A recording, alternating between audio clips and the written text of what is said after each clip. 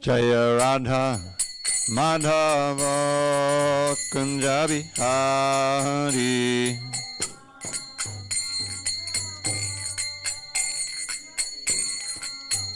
Jaya Radha Madhava Kunja Bihari.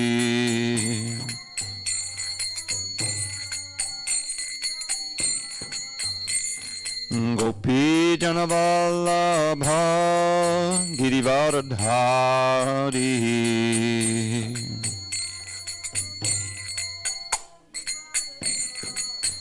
Jai Gopi Janavallabha Girivardhari.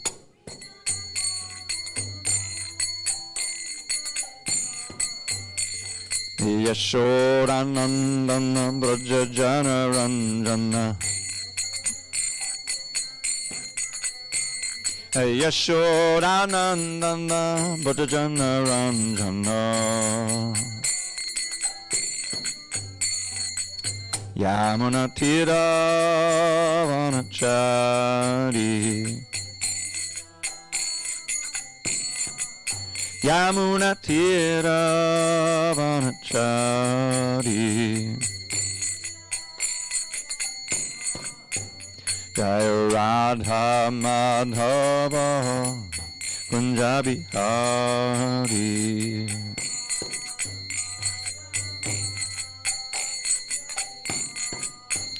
Jaya Radha Madhava Kunja Bihari.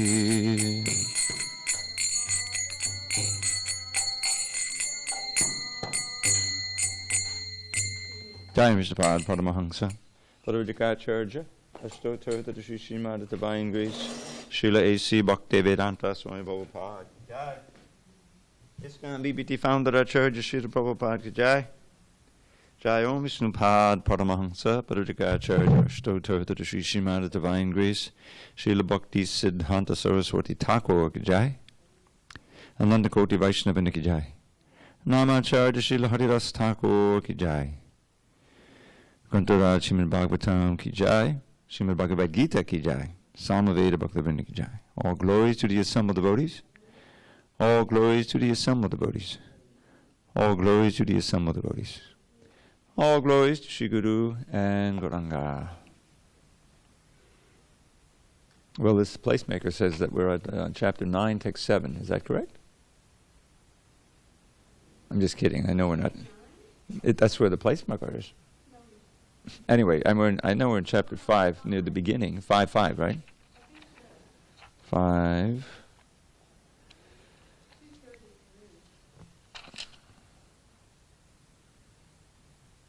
Okay, 33, but which one is it?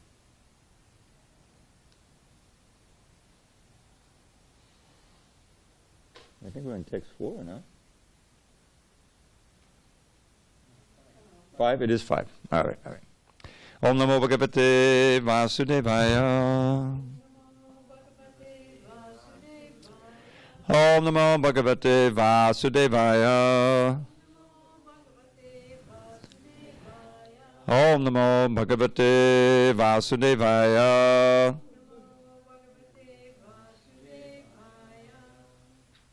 On this 8th day of July 2019 in SanDiego, we're reading from Srimad Bhagavad Gita as it is, translation and commentary by His Divine Grace A.C. Bhaktivedanta Swami Prabhupada.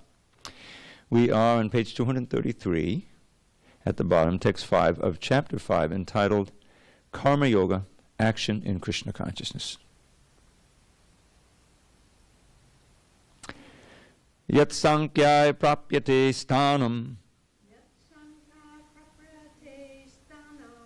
tad yogairapi gamyate ekam sankyam cha yogam cha yak pashyati sapashyati. Chapter 5, text 5. Well, my page is 233. Do you have a different book? It should be there. Yeah. Isn't there? That's it. Okay. Yeah, I think he's got it. Well, we'll chant together. We'll chant together, and then our senior lady over here, who joined in 1971, will. That's a little exaggeration, but it's early 70s, mid 70s. Yat sankhya prapyate stanam. Tad yoga rapigamyate. Ekam sankyam cha yogam cha. Yak pashyati sapashyati. Satyang yat sankhya prapyate stanam. Tad yoga rapigamyate. Ekam sankyam cha yogam cha. Yak pashyati sapashyati. Parashakti. Yat sankhya prapyate stanam. Tad yoga rapigamyate.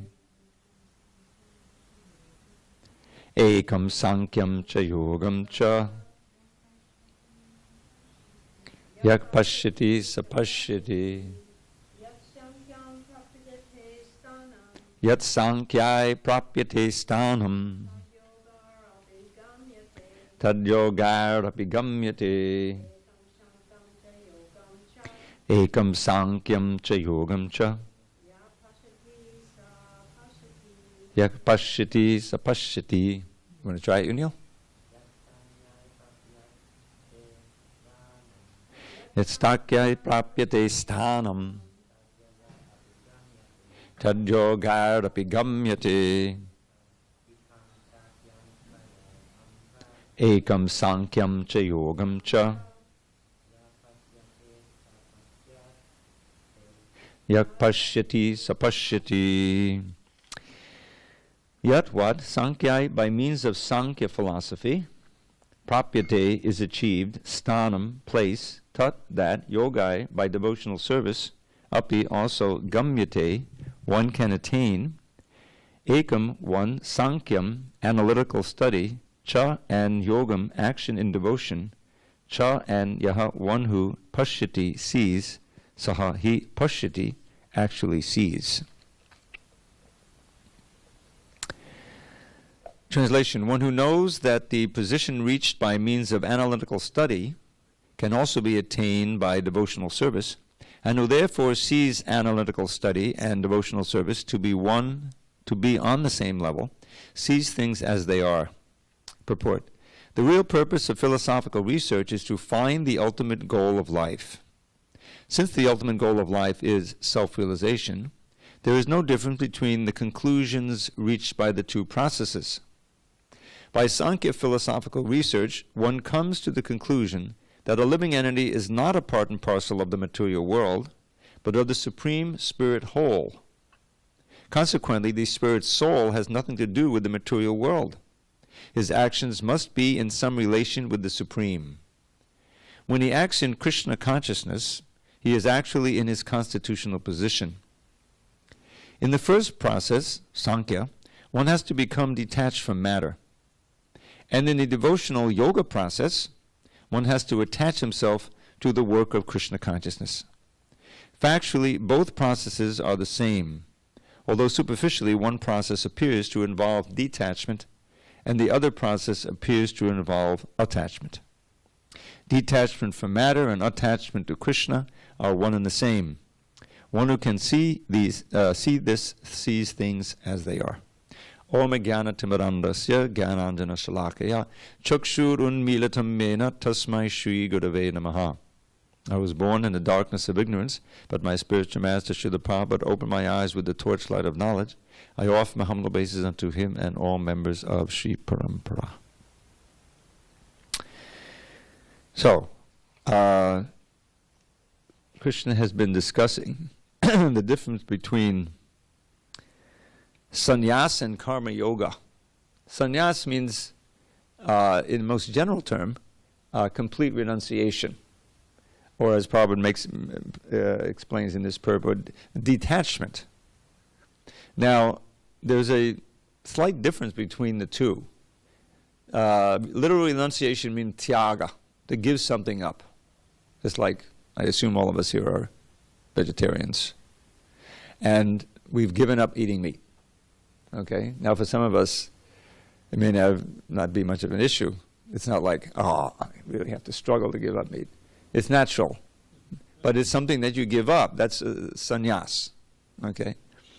And you can say that the Sankhya analysis process can be some of the impetus to do that, just by the means of knowledge, without any rules or regulations of religion or anything. There are millions of vegetarians who are complete atheists, just on the basis of health, on the basis of economy, and on the basis of, doing good to the animals. There's nothing really religious about any of that. But there's all kinds of reasons to give that up. If you, it may be a struggle to give it up. You're trained as you were raised as a meat eater, but then you read something and you associate with others who are vegetarians and say, I don't want that. Totally on an intellectual level. So that's like Sankhya. Sankhya basically means analyzing who we are. What is this world? Who am I? Not going farther than that. That's Sankhya. Counting, analyzing. There's some of that in the Gita. I mean, very, very much so. In the 7th chapter, where Krishna describes his external energies, Bhumar, Apo, Anano, Vayu, Kang, Mano, Buddha, Deva, Cha. Ahankara, Itiyame, Bhinna, Pakadadashtada. This is a Sankhya verse. He's analyzing earth, water, fire, air, ether, mind, intelligence, ego, these progressively more subtle elements. All of them are material, he says. They're separated. They're my energies. So in that sense, it's also connected to Krishna. But it's also analyzing. And besides that, he says in the next verse, there is the superior energy of mind. So those two verses are Sankhya. Now, if you believe it, if you understand, you want to say, yes, okay, that makes sense. We can separate, or we can analyze this world into hard matter and gases and liquids and radiant energy like electricity and fire. And then more subtle, space, ether. And then the internal, more subtle energies, the mind. All of us have a mind here. We can't see it, but it's a very important element. And intelligence, even more refined, discrimination. And above all of them, the most subtle, our sense of self or ego, ahankara. So that's Sankhya. Then, above all of them is we ourselves, the spirit soul, the conscious element. And Krishna informs us, and later there's another element in there, the super soul. This is straight Sankhya. And then they go further and they say, okay, well, how do these elements interact? How do we interact with this world? Through the senses. There are two kinds of senses. Gyanendriya, which becomes a very long, cumbersome phrase in English, knowledge-acquiring senses. That's Gyanendriya. The eyes, the ears, what we commonly call the senses, right? They're all in the head. You can the ears, eyes, sense of taste, touch, and smell. Then you have the active senses. This is how you act on the world. The hands, obviously, the feet, right? Most important of all is the voice. So much is going on with the voice, right? And then generative and excretive organs. So you have 5 and 5, you have 10, plus you have the 8 external energies. You're up to 18. Then you have the sensations. What happens when you perceive something? All right, that's the sense of sight, right? Form. And then you have the smell and the sense of touch and all of those. There's another 5. So now we're up to 23. And then you add in the soul, then 24, maybe the super soul, 25. This is what the Sankhya comes up with. They analyze this. And we have this in the Bhagavatam. You'll find that in several places, especially the 3rd canto. So now what do I do with all this knowledge? The whole point of this is to become detached from it. And somehow, this is the underlying motive that we find throughout the Vedic culture, to somehow break free from the bondage of birth and death. That this world is a place of suffering, and any happiness you find here is just an illusion, a distraction from your actual state of birth and death, the threefold miseries. I don't want to be here anymore.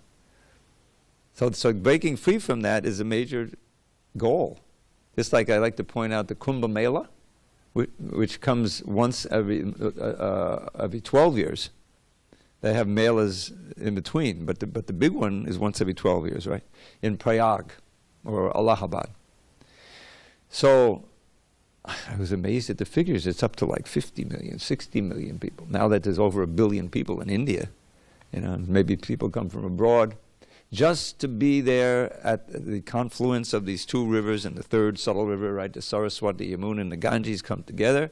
And at a certain time, astrologically calculated, which is always in early January, means it's freezing because it's Northern California, it's Northern India. So you have all these people camping out. Huh? Kumbh is the...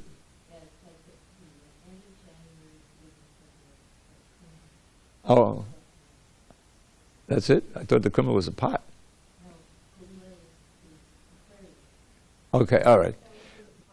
All right. Anyway, there's a pot that dripped nectar at that spot. There's a pot. Anyway, the point is, it's still very cold. Late January, early February, wherever it is, it's around that time. And just like our holidays, they come a little different each year, because it's lunar calendar. Anyway, the point is, you've got all these millions of people coming there. Some of them very old. This is our last chance, to get liberation. And we get bathe at that time, we'll get liberation.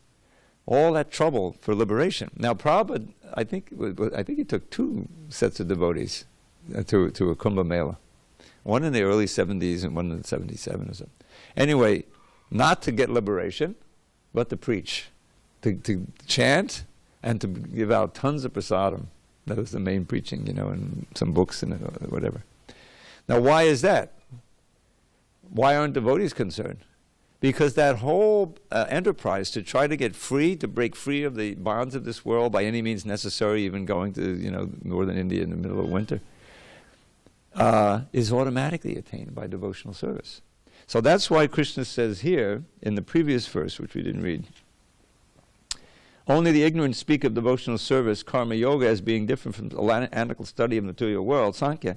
Those who are actually learned say that he who applies himself well to one of these paths achieves the results of both.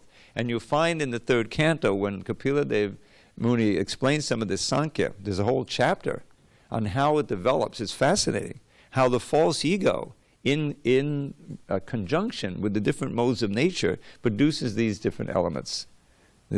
Such and such produces the sound is first, and therefore you have to have an ear, and you have to have the ether to transmit the sound, and the touch produced by the different interactions of the ego with the modes of nature. It's fascinating. But what's the purpose of knowing that? The whole purpose of knowing it is that you understand how we got here, and how we're staying here. Because we're covered, our consciousness is covered, absorbed in these 24 elements and their interactions. And so the process of yoga, bhakti yoga, which has Sankhya elements to it, but that's not all of it, is to utilize these elements, our senses and the interaction of the senses, to connect with Krishna, become detached from matter and attached to Spirit, the Supreme Spirit, the personality of Godhead, and then all of our liberation desires will be fulfilled automatically. There's a beautiful verse in the Krishna Karnamrita, near the end, where Bilvamangal Thakur, he says, Bhaktis Tvayi, speaking directly to Krishna, as he often does, Bhaktis Tvayi sthitada bhagavan yadisyad, daivena nakpalati divya kishora murti. Mukti swayam mukulitangli sevate sman dharmartha kamakata yaksamayak patiksha. He says, if one is fixed in devotion to you, stiratada, O Bhagavan, Krishna, then one will get the fruit of that bhakti. What is that? Liberation? No. A vision of your adolescent form. Krishna only reveals that all attractive, wonderful form to his devotees. In other words, the fruit of the practice of bhakti is this pure love for Krishna, in which Krishna responds by revealing himself in his most confidential form and qualities and pastimes. That's it. That's the result. And as far as mukti is concerned, he says in the third line, she's waiting like over by the door with the Anjali mudra, which means, how can I serve you? You ever see the emoticon? I use it a lot. You know, there's an emoticon with this. One of those little things, you know, the happy face, the crying face, the angry face. For the text. You don't do texting? I just started a few. Yes, there's a nice little mudra. I think I can send it to you. It's a lot quicker to just put in the hands. Anyway, you go on the Indian Airline, and this is what they say: Namaste, Namaste. It's just a polite thing, but it means, how can I serve you? When I was working on the Bhagavatam, we would always have this thing with folded hands. And I kind of made a mistake, but it's not a major mistake. So always the folded hands, that means you're folding them like this together, like you're praying in church. But this is not a mudra of service. This is a mudra of supplication. Please, all the fingers are pointing towards you, But here, you have something in your hands, you're offering. That's why there's pushpanjali. You have the flowers in there. How can I serve you? So mukti is sitting by the door waiting, how can I serve you? And as far as dharma, artha, and kama go, these are the four traditional goals, material goals. Dharma here means what Prabhupada would call religiosity. Not religion, but religiosity. In other words, religion whose motive is ultimately material, which in the Bhagavatam is designated as kaitava dharma, cheating religion. There can be kaitava dharma, ku-dharma, pseudo-dharma, and then there's genuine dharma, Bhagavad dharma. So this is dharma that has a material motive, but it's according to the rules and regulations of the Vedas, and you practice austerities and samskaras and homas and this and that, for the purpose of getting good fortune in this life. So my child will be protected and get into a good school, and then and next life maybe we'll go to Indraloka. In other words, it's an investment. There's not the love isn't the thing. You don't love Indra. You honor him and propitiate him so that he'll give you some boon. And the result of that, if you're successful, it's like the Protestant ethic. Have you ever heard of that? We learned about that in the school. When the settlers came and settled North America, back in the early 17th century, they brought with them their religion. A lot of them were fleeing religious persecution in Europe. So these were the Puritans, and they were strict. They built the church. Church was like the first thing they built, and they built a little settlement, So they would go to church religiously and pray and sing together, So the Puritan ethic is, well, if we do this, then we'll survive here in this dangerous continent and we'll prosper. And that's exactly what this is all about. Dharma, this kind of results in artha. Artha here means money, economic development. So if we're pious and we're good people and moral people and we attend church and we pray to God, then we'll prosper, artha. And with artha comes kama, sense gratification. So this is what, certain section of America was built on. Religion, why there's so many churches around, people want to go to church and parents, otherwise we'll get into trouble, So, dharma, artha, kama, dharma, artha, kama. But then, if you're a little wise, you realize that, well, that means I'm still, coming back, birth and death, if you believe in that, and in the Indian culture it is. So there's no percentage in it. It's just as Krishna says, even in the 9th chapter, you may worship me very nicely indirectly by drinking the soma rasa and the three Vedis. There's so many Trivedis, right? Isn't that a common name in India? Trivedi, and there's also Chaturvedi, right? So the Trivedis refer to this, the Karma Kanda, the Jnana Kanda, and Upasana Kanda. Upasana Kanda, Kanda means the canto. That's where the word canto is used. Means a section of the Vedas that deals with worship of the demigods mostly. And the Karma Kanda is for the worship of the demigods for the purpose of going to heaven. And Jnana Kanda is more philosophical. For the purpose of Sankhya, analyzing, and getting liberation. That's the whole idea of it. But Krishna, so he says here, you may perform this worship of me indirectly by worshiping the demigods and go to heaven, where you'll enjoy like anything compared to here. It's not even imaginable. He says, Tetam Bhukva Svargaloka. Svargaloka is heavenly planets. Not Galoka, but Svargaloka. Tetam Bhukva Svargalokam Vishalam. Vishalam means vast amounts of enjoyment. You live much longer, you have strong body, idyllic situation, and whatever, you know. But then, when your piety runs out, it's just like when you follow these principles of religiosity very carefully, you get pious credits, which you then cash in, and you go to heaven and enjoy like anything.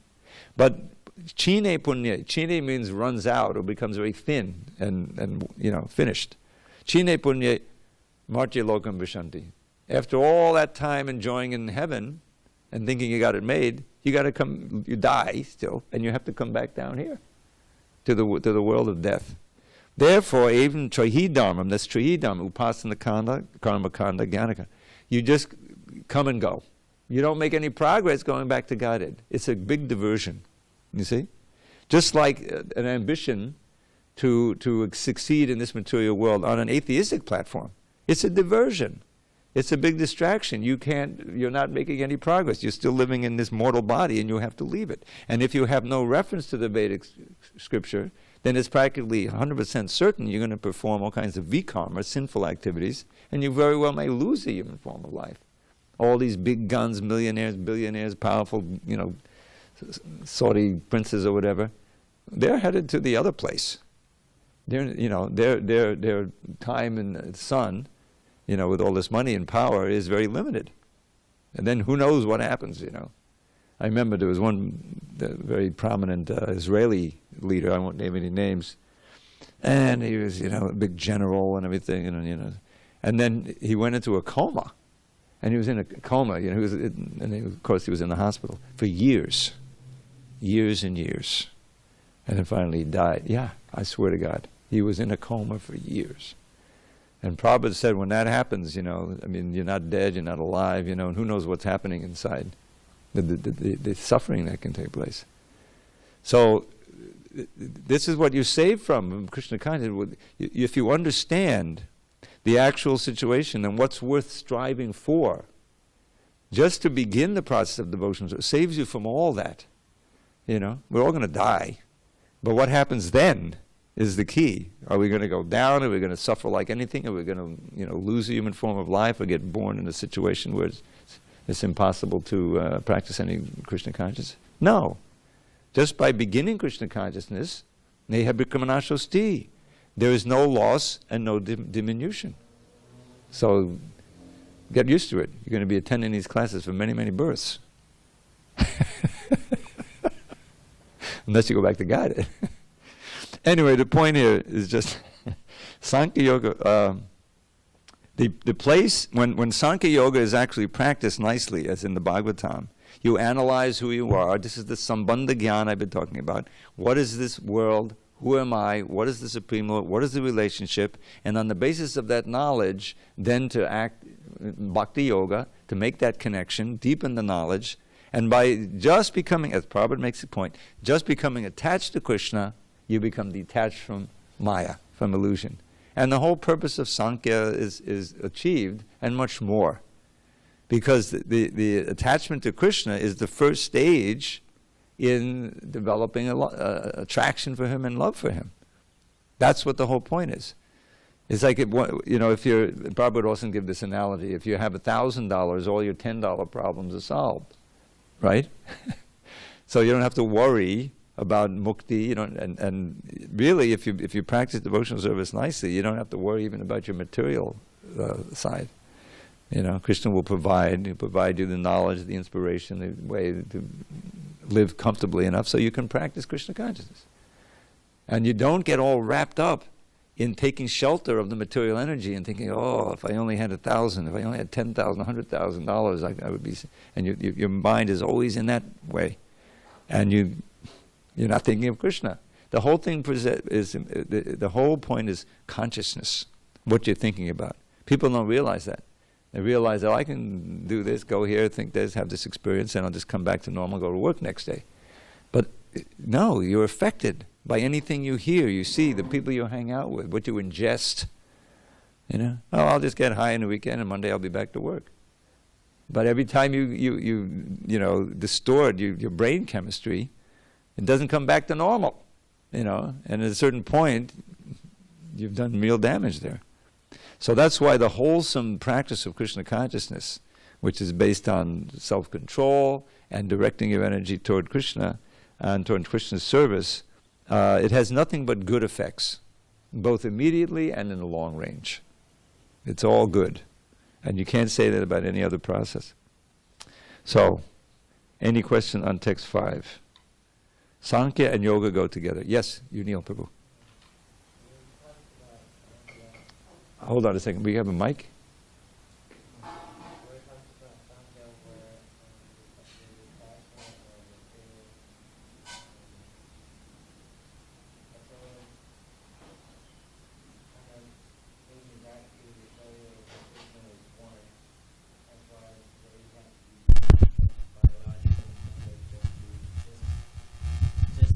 Favor. We have an internet thing, so we get Whereas the process of Sankhya kind of draws me back to the story where Krishna was born, and when he was born, he had to be away from his biological mother as far as the situation at hand, to be away from Kamsa. So I mean, through that sort of gives just already the first process of what Krishna had to go through as far as being away from the material attachment, which was where... Well, I don't know, I wouldn't, you know, I mean, that's something I would think about, but, you know, Krishna is not one of us. And the way he arranged for his appearance, it had to do with, you know, what he was going to do later, because he acted like as a coward, as a Vaishya for the first few years. All was undercover, you know, only a few people knew who he really was. And so he's never like bound by any of these things, but he was acting in a certain way, arranging. And Vasudeva and Devaki, they understood that he was God from the beginning. Remember, he's born as Vishnu, you know, so there was no doubt, you know. And so they weren't on the same level as Nanda and Yashoda. Nanda and Yashoda were actually at a higher, more intense level of bhakti. I mean, don't get me wrong, Vasudeva and Devaki were extremely exalted to have God as their son. But they didn't have those kind of parental protective feelings toward Krishna as spontaneously as Vasudeva and Devaki. Now they fell into it because even though they saw, you know, he's Vishnu, who can conquer Vishnu?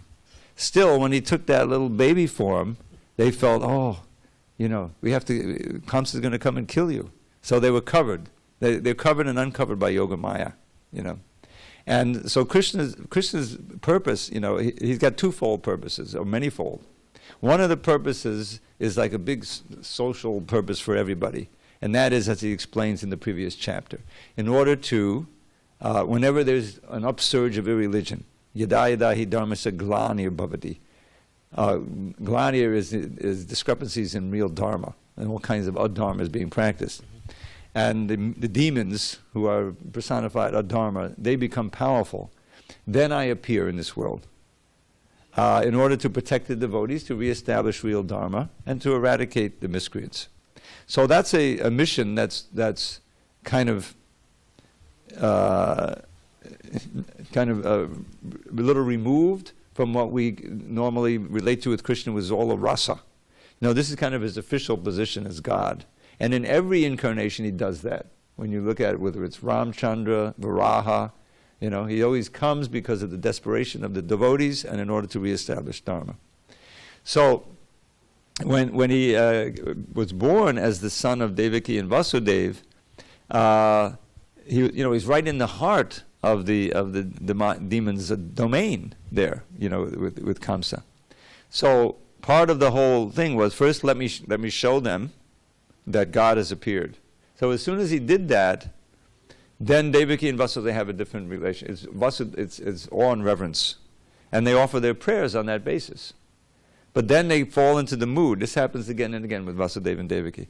Oh, now that he's a little baby, Kamsa is going to come to kill him. So Vasudeva, he traded on his good name, his propensity and his fame of never telling a lie.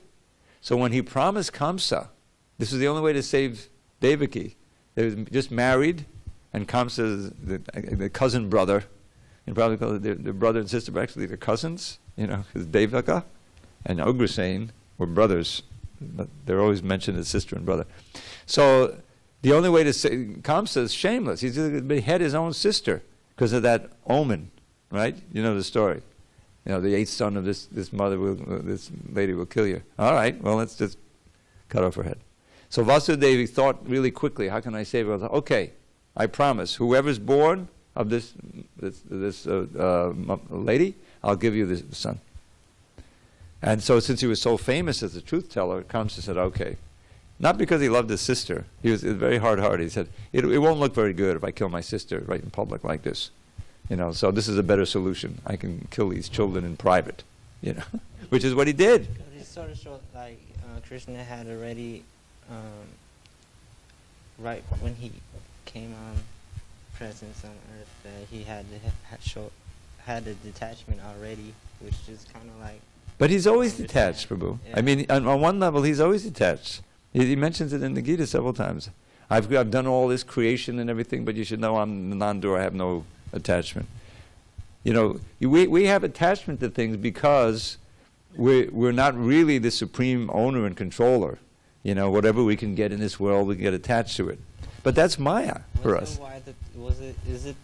Was it that because, well, not because, but that sort of kind of gives it to why he became a coward boy, where he had to be nourished by the milk from the cows, because the milk from the cows was the only. I don't know where you get you can always understand it in terms of rasa, and also the fact that this Vrindavan is his actual eternal home. In other words, that aspect of Krishna is the original Krishna. Krishna tu Bhagavan Swayam. This has come right in the first canto. The Goloka Vrindavan is Braj. There eternally, Krishna's enjoying his relationship with the cows and the cowherd boys and everything. That's his actual home. So Vrindavan is the replica, and it comes and so he goes there. Of course, there's demons there. There's no demons in the spiritual world. So there's that aspect, but it's explained by the acharyas that he doesn't really kill the demons as Krishna, as the sweet Madhurya. He kills it through his Vishnu manifestation. He kills all those demons. So he actually went home, and he was able to enjoy the sweet relationship of a child, filial love. Filial means the child for the parents, not the parents for the child. Filial love, and to enjoy that, and the reciprocal love from his mother Yashoda and Nanda and others on that level,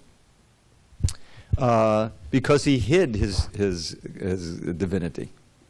And so it wasn't a question of detachment. It's just a question of him arranging things in such a way that Yoga Maya could do her work, hide his real majesty, so that all the sweetness could come out. And then you see, he engineers these different pastimes, like the Kaliya serpent. Kaliya was, a demon who was reformed, wasn't killed, but he was poisoning the whole lake. He'd come there and trying to get away from Garuda. So Krishna jumps into the lake, where even just a bird flying over would get poisoned and fall in. So Krishna jumps in. Right away there's a great anxiety. For those who don't know he's God, they just see him as a delicate little boy. And all the cows are there, and the cowherd boys, they were in great anxiety, crying. Then all the parents came, all the elders came, and everyone's on the bank watching Krishna. Haribo, nice to see you. Tied up in that was coil. Just imagine a multi-headed, python in a lake, and the person who you love the most is wrapped up in one of those coils, and looks like, are they dead yet? I mean, it just looks like the end of the world. And so Krishna engineered this to draw out the deepest mood of anxious love and desperation from all of his dearest ones. And it says there, after 3 hours, when they were almost on the point of death, only Balaram was kind of smiling because he knew Krishna wasn't really in danger. He had to prevent Yashoda and Nanda from entering into that lake, which was sure death for them because it's poison, deadly poison. They didn't care. So then, after all of that, when they're dying of despair, he breaks out, and he jumps up on Kali and starts dancing and punishing him. And so you can imagine the relief.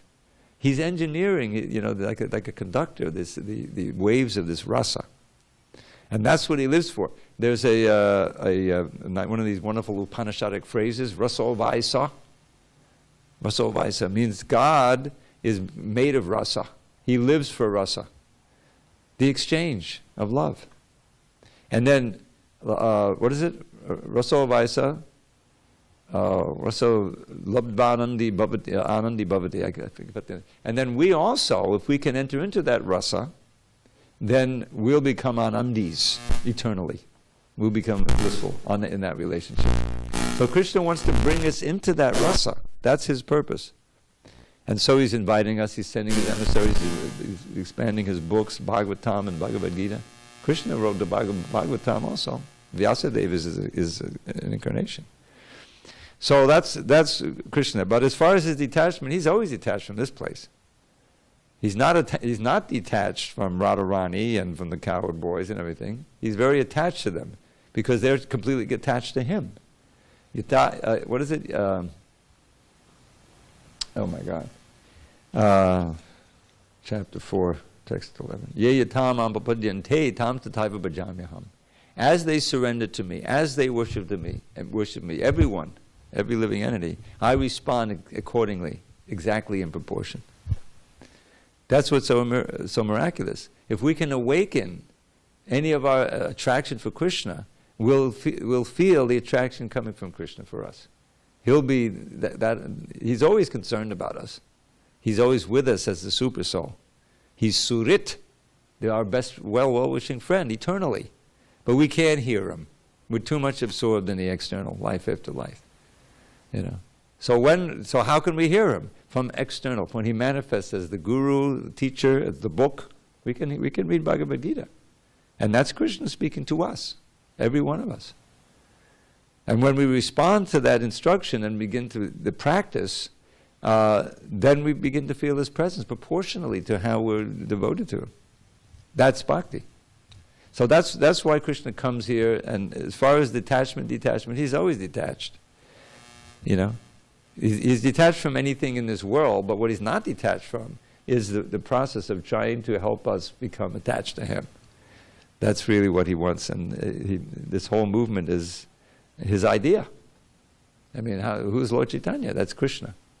He's the one who instructed it. It was his instructions, and in Bhagavad Gita, it's all the same thing. All right, let's do one more verse. You have a book? You can pick up a book. Here, any one of these. Are there? 5, I lost my place. 5, 6 now? 234. Yeah, page 234. So we're back to talking about sannyas, which means detachment. Sannyasastu mahabaho dukam aptum yogataha yoga yuktom hunir brahma nachadena digacchati. Merely renouncing all activities, yet not engaging in devotional service of the Lord, cannot make one happy. But a thoughtful person engaged in devotional service can achieve the supreme without delay. Now this is the beginning in this 5th chapter where we hear about Brahma. A lot of Brahma Nirvana. Ultimately it means Krishna. Merely renouncing all activities, yet not engaging in the devotional service of the Lord, cannot make one happy. But a thoughtful person engaged in devotional service can achieve the supreme without delay. Purport. There are 2 classes of sannyasis, or persons in the renounced order of life. The Mayavadi sannyasis are engaged in the study of Sankhya philosophy, whereas the Vaishnava sannyasis are engaged in the study of Bhagavatam philosophy. which affords the proper commentary on the Vedanta Sutras. The Mayavadi sannyasis also studied the Vedanta Sutras, but used their own commentary called the Sharirika Bhashya, written by Shankaracharya. The students of the Bhagavad school are engaged in the devotional service of the Lord, according to the Pancharatriki regulations, and therefore the Vaishnava sannyasis have multiple engagements in the transcendental service of the Lord. The Vaishnava sannyasis have nothing to do with material activities, and yet they perform various activities in their devotional service to the Lord. But the Mayavadi sannyasis, engaged in the studies of Sankhya and Vedanta and speculation, cannot relish the transcendental service of the Lord. Because their studies become very tedious, they sometimes become tired of Brahman speculation, and thus they take shelter of the Bhagavatam without proper understanding. Consequently, their study of the Srimad Bhagavatam becomes troublesome. Dry speculations and impersonal interpretations by artificial means are all useless for the Mayavadi sannyasis. The Vaishnava sannyasis who are engaged in devotional service are happy in the discharge of their transcendental duties, and they have the guarantee of ultimate entrance into the kingdom of God. The Mayavadi sannyasis sometimes fall down from the path of self-realization and again enter into material activities of a philanthropic and altruistic nature, which are nothing but material engagements. Therefore, the conclusion is that those who are engaged in Krishna-conscious activities are better situated than the sannyasis engaged in simple speculation about what is Brahman and what is not Brahman, although they too come to Krishna consciousness after many births. So we just have a few minutes to discuss this. So this is again the principle of renunciation without bhakti doesn't work, because it's a negative motivation. Meaning, as Prabhupada so eloquently explains in the purport to 4th chapter, text 10, he explains this. Vita raga bhaya krodha manmayamam upashada bhavo jnanata basaputam adbhavamagata. This phrase, Vita raga bhaya krodha, comes up several times in Bhagavad Gita. Vita means giving up. Raga means material attachment. Bhaya means fear, and krodha means anger. Attachment, fear, and anger. These things bind us to this world when you think about it. So, he says there, many in the past have been giving up these three and purified by worship of me and austerities, have come to me, attained love for me. Now in that purport, Prabhupada explains the three categories of people who are barred or blocked from coming to Krishna. And one is by attachment, one is by fear, and one is by anger. The Mayavadis, the impersonalists, they're afraid.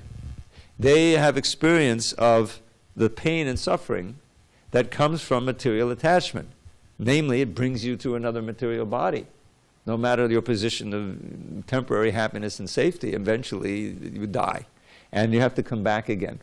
So their whole point is, well, we know that senses and personality and form, produces misery because it keeps you attached to this world. So the absolute platform of enjoyment must being free from all sensuality, all experience, all of these details. This is where the nirvishesha comes in.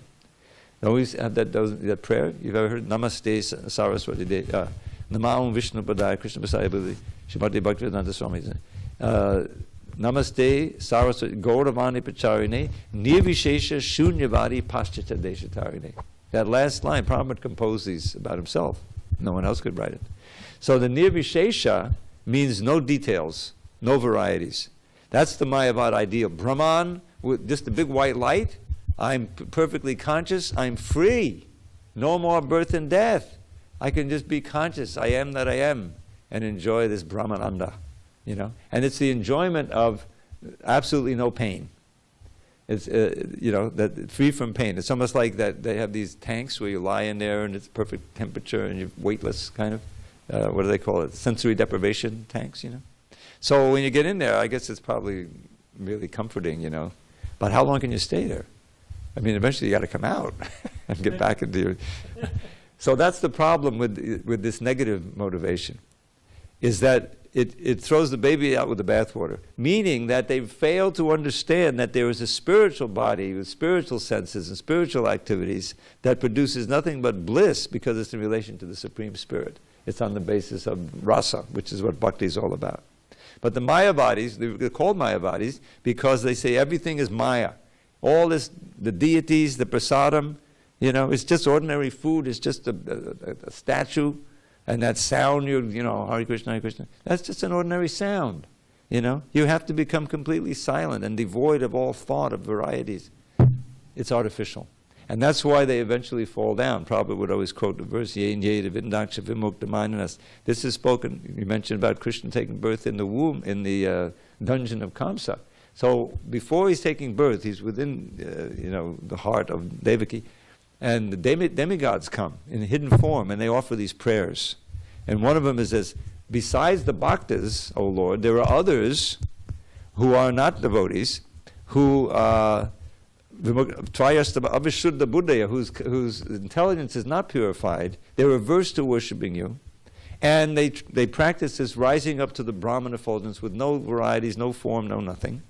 And by severe austerity, imagine trying to be detached from everything that's alluring us in this world without Krishna. No prasadam, no beautiful form of the Lord, no nice kirtan and all that. No. Just silence in the sensory deprivation tank. You go crazy. In other words, you have to become attached to Krishna. You can become detached from Maya. You get the natural liberation is there with all the varieties of spiritual activity that we love. Krishna is there. It's natural, rather than these artificial Mayavadis. And that's why it says detachment without yoga, without being attached, it produces dukkha, because misery. So we have to have a certain amount of determination to become detached. But right away, the best way to do it is positively chant Hare Krishna, come to the temple, serve the Lord, see the beautiful form, hear the wonderful practices, engage in all your senses in Krishna consciousness, and you can naturally become detached from matter and naturally become attached to Krishna, which is the ultimate goal of life. All glories to Srila Prabhupada. Hari Hari.